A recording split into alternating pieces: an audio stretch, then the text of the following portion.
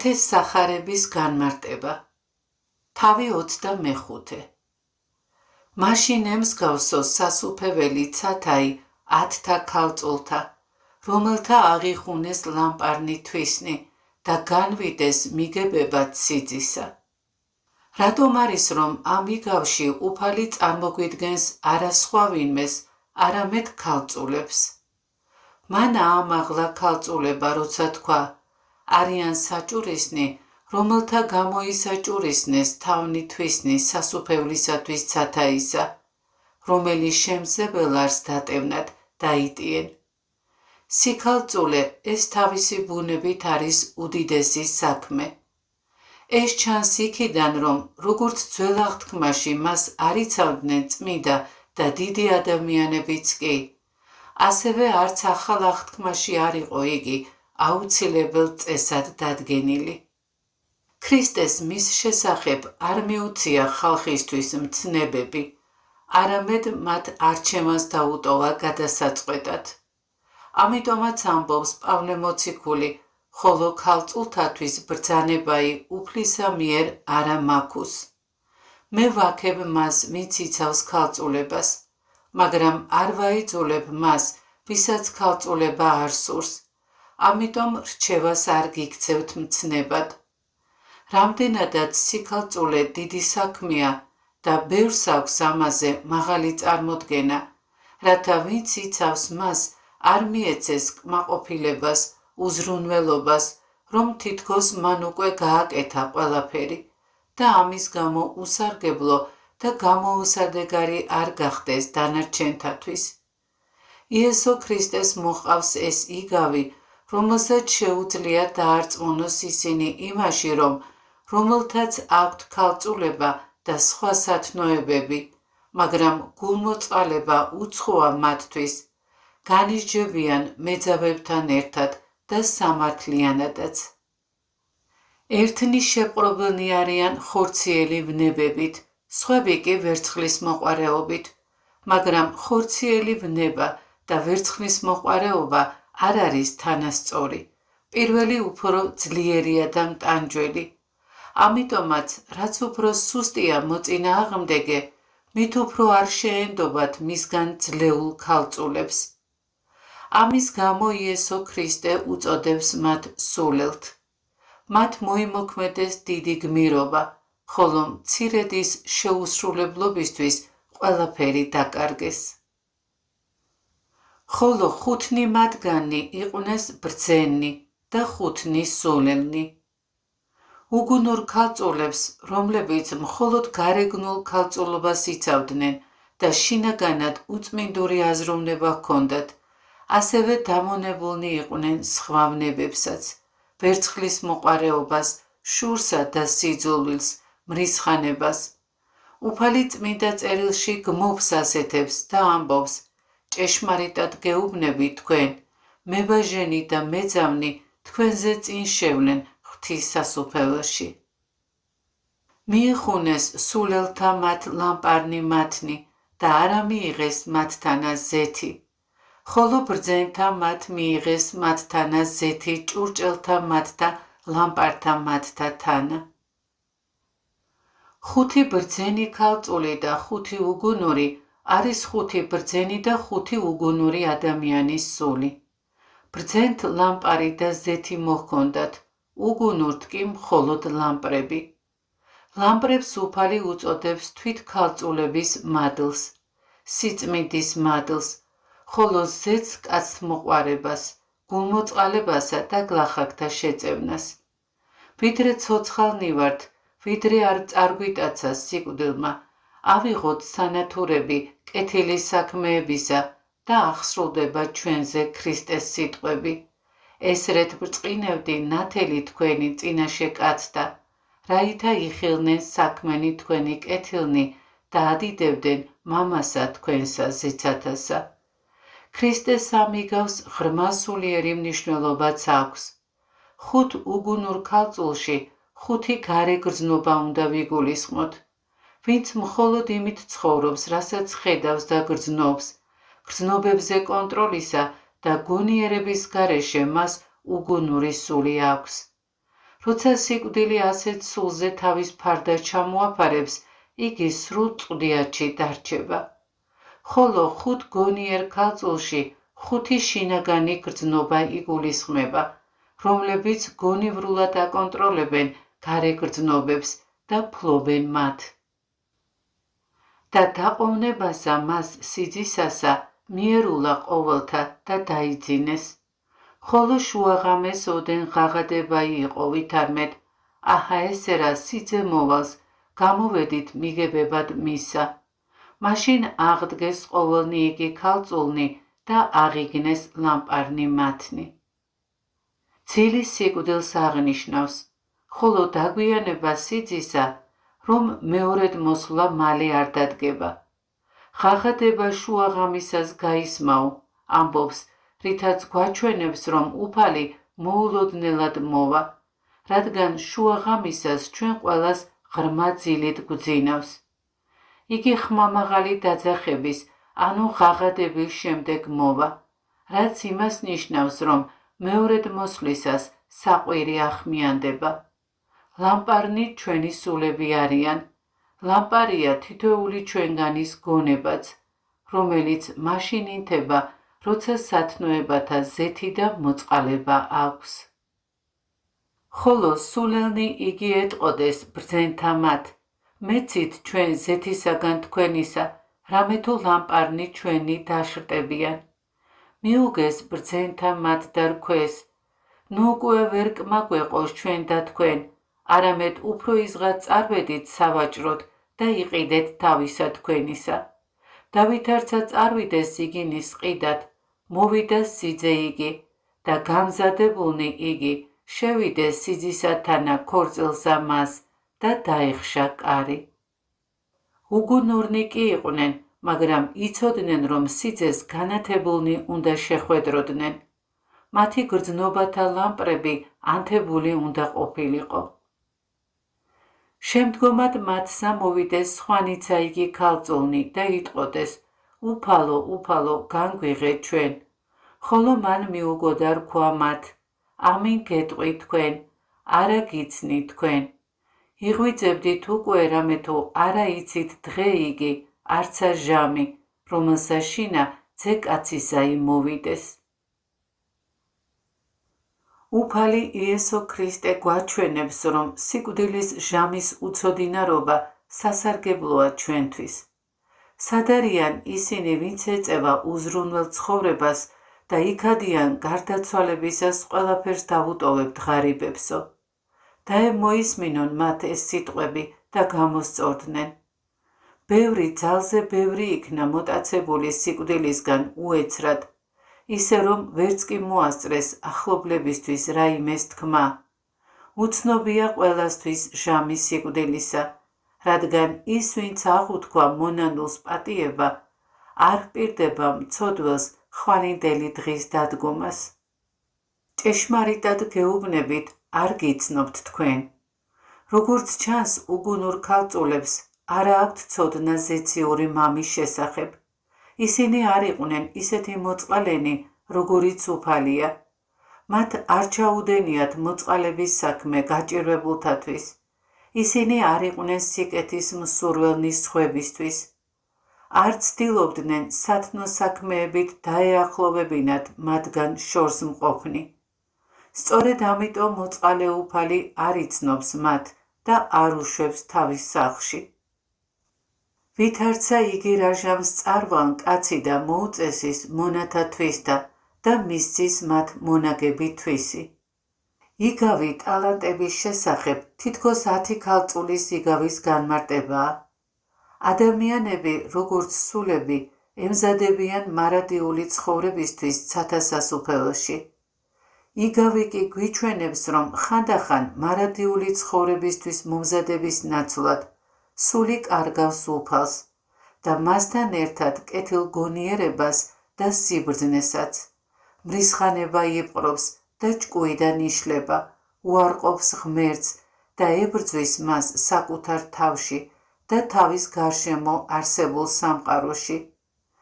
სული და სხეული, რომლებსაც ღმერთი აძლევს თითოეულ ადამიანს, წარმოადგენს ღვთის სიკეთეს. ამრიგად ადამიანს რეალურად საკუთარი არაფერი აქვს. ყველაფერი, რაც აქვს, ღვთის საჩუქარია. და რომელსამე მისცა 5 ქანქარი, და რომელსამე 2 ქანქარი, და რომელსამე 1, კაცად კაცადსა მსგავსად ძალისა თვისისა და მეხსეულად წარვიდა. ეს საღვთო-ხუცესი უდაოდ ქრისტეა, რომელიც აღდგომის შემდეგ მამა ღმერთთან ადის, როგორც გამარჯვებული, მოუწოდებს თავის მოციქულებს, გადასცემს მათ სახარების მოძღვრებას. ტალანტი უფლისგან ბოძებული ნებისმიერი ნიჭია და რა ნიჭიც გვერგო უფლისგან, ის უნდა გავამრავლოთ, ღვთის სათნოდ და მრავალთა სასარგებლოდ გამოვიყენოთ, რადგან არავინ რჩება ღვთის მოწყალების გარეშე. ხოლო წარვიდა, რომელმან იგი 5 ქანქარი მიიღო, აქმნია მას ზედა და შეძინა სხვაიღა 5 ტალანტი. ეგრეთვე რომელმან იგი 2 მიიღო, შეძინა სხვაი 2. 5 ტალანტის მქონე მონა უფლის ქონებას ამრავლებს თავის თავში, იყენებს ღვთის ტალანტებს საქმეში, ანუ ცხოვრობს საღვთო ჭეშმარიტებით, ღვთის სიყვარულით, საღვთო სიმართლით, საღვთო სიბრძნით, ღვთის წყალობით, საღვთო სინანულით, ღვთის მარადმყოფობით, ერთი სიტყვით ცხოვრობს ღმერთით, ღმერთისთვის და ღმერთში. ამგვარად ის ყველაფერს ღვთისას თავისად აქცევს და ეს სოფელი, ეს სამყარო მას უფლისად მიაჩნია, მის მიერ ქმნილად და ღვთისავე შეწევნით საღვთო საქმეს აღასრულებს, საღვთო სამუშაოს ასრულებს და ამგვარად შეიძენს სხვა 5 ტალანტსაც. მთელი თავისი ძალები და ქონება მან უფლის საქმეში ჩადო. ასევე იქცევა 2 ტალანტის მქონე მონა. ისიც არაფერს იტოვებს თავისთვის უმოქმედოდ, ყველაფერს აბრუნებს, დაუცხრომლად ცხოვრობს იმით, რაც საღვთოა, მარადიულია, უკვდავია და აორმაგებს თავის ქონებას. ხოლო რომელმან იგი 1 მიიღო, წარვიდა და მოთხარა და დაფლა ქვეყანასა ვერცხლი იგი უფლისა თვისისაი.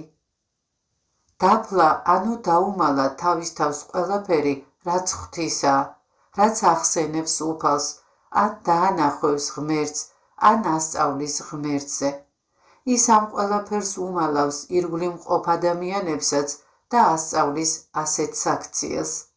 ეს უღმერთო კაცის სახეა, უფრო სწორად უსულო კაცისა, რადგან უღმერთო ადამიანი უსულოა. ის უარყოფს ჯერ სულს და მერე ღმერთს, სულის შემოქმედს. ან უკეთრო ვთქვათ, ეს უარყოფის ერთდროული პროცესია, სულისა და ღმერთის უარყოფა. ის, ვინც უარყოფს სულს, ამავდროულად ღმერთსაც უარყოფს, რადგან ღმერთია სულის შემოქმედი. შემდგომად მრავლისა ჟამისა მოვიდა უფალი იგი მათ მონათაი და სიტყვა ყო მონათა მათთანა. დიდი ხნის შემდეგ მოვიდა, რათა ადამიანებმა არ თქვან, დრო არ გქონდაო საკუთარი ღირსებების წარმოსაჩენად, საკუთარი ძალების და უნარების გამოსავლენად. ყველამ თავიანთი უნარის შესაბამისად მიიღო ქონება ბატონისგან, ანუ უფლისგან და მიეცა საკმარისი დრო ამ ქონების გამოსაყენებლად. და წამოდგა, რომელმან იგი 5 ქანქარი მიიღო და მოართვა მას სხვაიღა 5 ქანქარი და რქვა, უფალო 5 ქანქარი მომეც მე. აჰა ესე რა სხვაიღა 5 ქანქარი შევძინე. რქვა მას უფალმან მისმან, კეთილმონაო, სახიერო და სარწმუნოო, მცირედსა ზედა სარწმუნო იქმენ, მრავალსა ზედა დაგადგინო შენ. შევედ სიხარულსა უფლისა შენისასა. მოვიდა იგიცა, რომელსა ორი ქანქარი მიეღო და რქვა: უფალო, ორი ქანქარი მომეც მე, აჰა სხვაი ორი ტალანტი შევსძინე.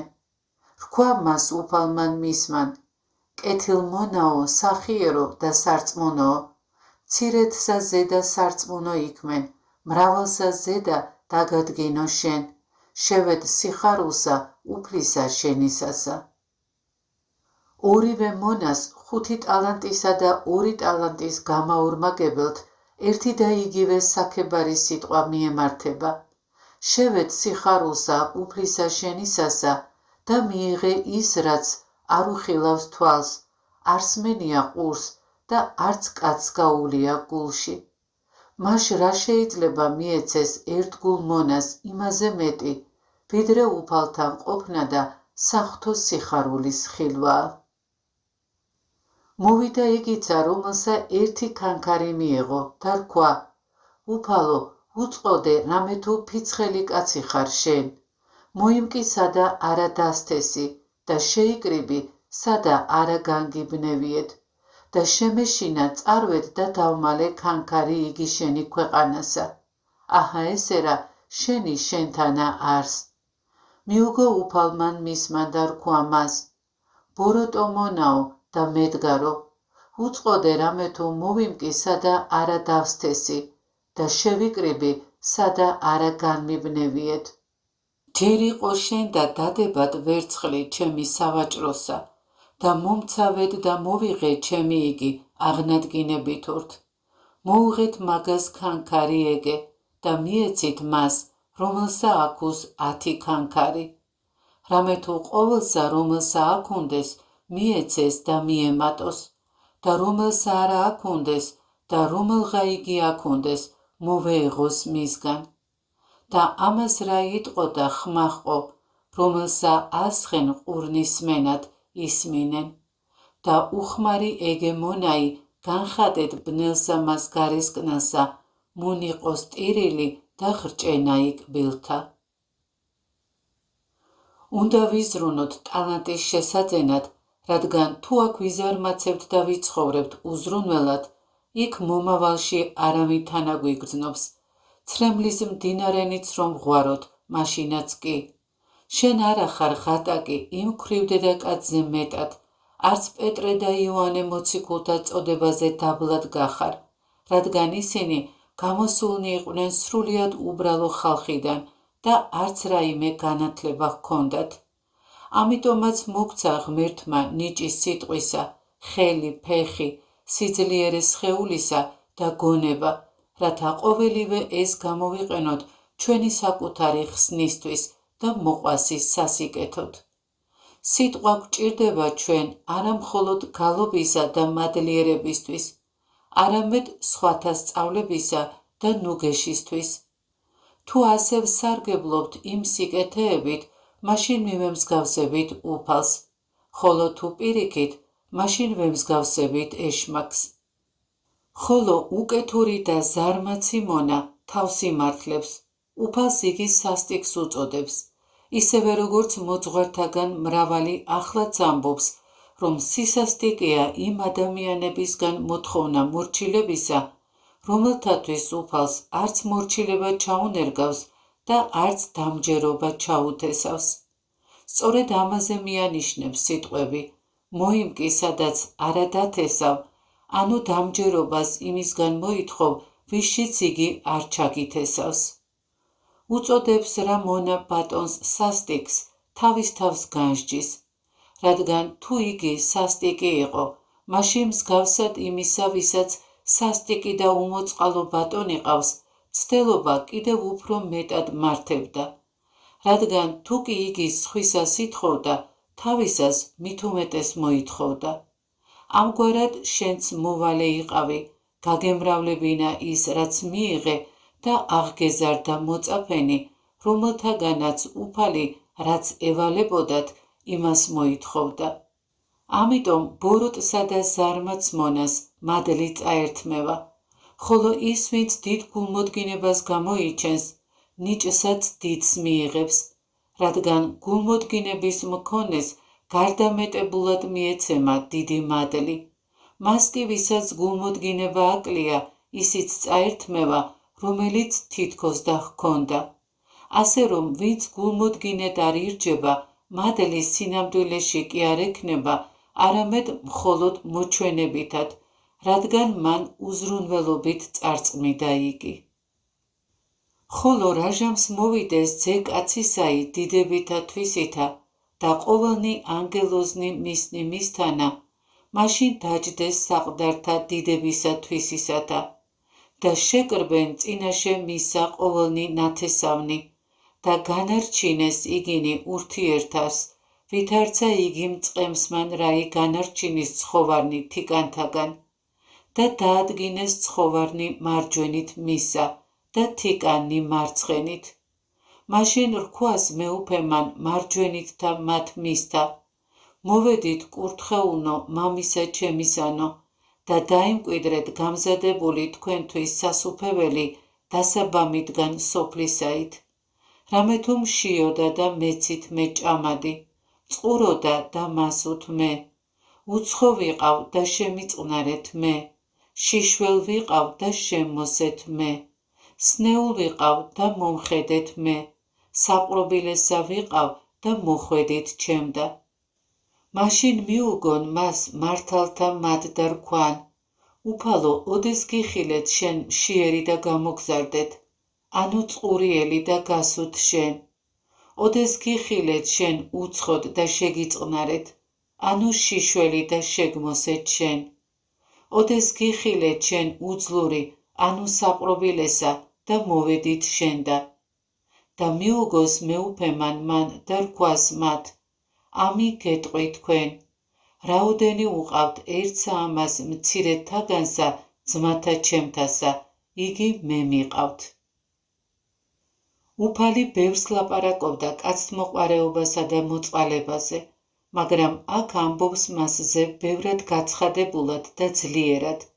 წარმოიდგენს არა 2 და 3 პირს, არამედ მთელ ქვეყანას და ამასთან 2 მხარეს, ერთ მხარეს მორჩილებს, მეორე მხარეს კი ურჩევს და გვთავაზობს მასზე სიტყვას უფრო საშინელსა და უფრო სადღესასწაულოს. ამიტომაც ამბობს, როდესაც მოვა ძე კაცისა თავისი დიდებით და ყველა წმინდა ანგელოზი მასთან ერთად, მაშინ დაჯდება იგი თავისი დიდების ტახტზე. უწინ იგი მოდიოდა დამცირებული, უპატიო, დამდაბლებული, მონის სახით, ახლა კი მოვა თავისი დიდებით, დაჯდება იგი თავისი დიდების ტახტზე. იგი ხშირად ახსენებს დიდებას, რადგან ახლოვდება დრო მისი ჯვარზე სიკვდილისა, რომელიც ითვლებოდა დამამცირებელ სასჯელად. ამიტომ მიმართავდა თავისი მოწაფეების გონებას უმაღლესისკენ, წარმოუდგენდა რა მათ ხედვას სამსჯავროსა და მთელ ქვეყნიერებას თვალწინ. მისი სიტყვა ხდება საშინელი, რადგან მთელი ზეციური სამყარო წარმოდგება დაცარიელებული სახით. წმინდა ანგელოზები, ამბობს იგი, იქნებიან მასთან და დაამოწმებენ, რამდენს მსახურობდნენ ისინი, იყვნენ რა წარმოგზავნილნი უფლისაგან ადამიანთა გადასარჩენად. დააყენებს ცხვრებს თავის მარჯვნივ, ხოლო თხებს მარცხნივ. პირველად იგი განარჩევს მათ ადგილებით, შემდეგ კი თვით სახელის წოდებით უჩვენებს მათ თავიანთ შინაგან განწყობილებას, უწოდებს რა ნაწილს თხებს, სხვებს კი ცხვრებს, რადგან ცხვრებს მოაქვთ დიდი სარგებელი იმით, რომ იძლევიან მატყლს და რძეს, რასაც მოკლებულია თხა. მოკლედ ცხოველებს მოაქვთ ან არ მოაქვთ ნაყოფი თავიანთი ბუნებით, ადამიანებს კი ნაყოფი მოაქვთ გონიერი გარჯით. ვიდრე გაასამართლებდეს, უფალი არც პატივს მიაგებს ვინმეს და არც სჯის, რადგანაც კაცთმოყვარეა. ამით ჩვენც გვასწავლის, რომ სანამ არ გამოვიძიებთ, არ განვსაჯოთ. ამგვარად სამსჯავროს შემდეგ დასჯილებს თავის გამართლების საშუალება არ ექნებათ.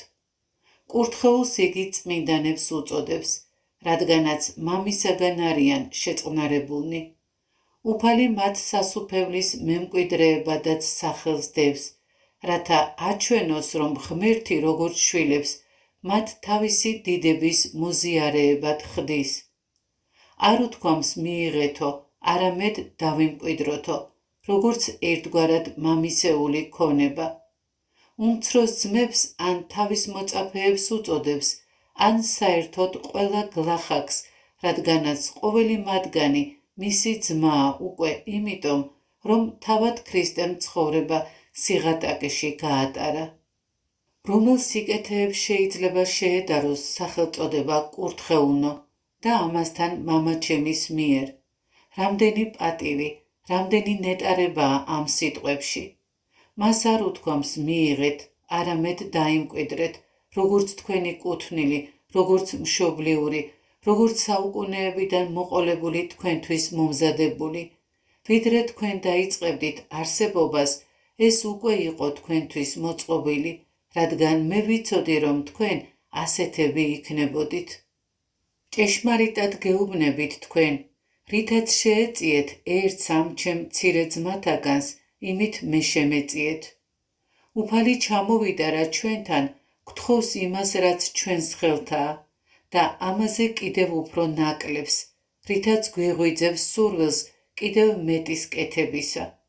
მთელი ქვეყნიერების წინაშე იმ ენით გამოუთქმელი დიდების გამოჩენით იგი აცხადებს და გწინდავს შენ, გცნობს შენ თავის გამომზრდელად და შემწყნარებლად და არ ერიდება ამის თქმას, რათა შენი გვირგვინი უფრო ბრწყინვალე გახადოს. ასე დაიწინდებიან მართალნი მადლით. მაშინ რქვას მარცხენით და მათცა, წარვედით ჩემგან წყეულნო, ცეცხლსა საუკუნესა, რომელი გამზადებულარს ეშმაკისათვის და ანგელოზთა მისთათვის. რამე თუ მშიოდა და არა მეცით მე ჭამადი, წყუროდა და არა მასუთ მე, უცხო ვიყავ და არა შემიწყნარეთ მე, შიშველ ვიყავ და არა შემმოსეთ მე, უძლურ ვიყავ და საპყრობილესა და არა მოხვედით ჩემდა. მაშინ მიუგონ მათცა და რქვან, უფალო, ოდეს გიხილეთ შენ მშიერი, ანუ წყურიელი, ანუ უცხოებასა, ანუ შიშლოებასა, ანუ უძლურებასა, ანუ საპყრობილესა და არა გმსახურეთ შენ. მაშინ მიუგოს მან და რქვას მათ, ამი გეტყვი თქვენ, რაოდენი არა უყავთ ერთსა ამას მცირეთაგანსა, მე არა მიყავთ. და წარვიდნენ ესენი სატანჯველსა საუკუნესა, ხოლო მართალნი ცხოვრებასა საუკუნესა.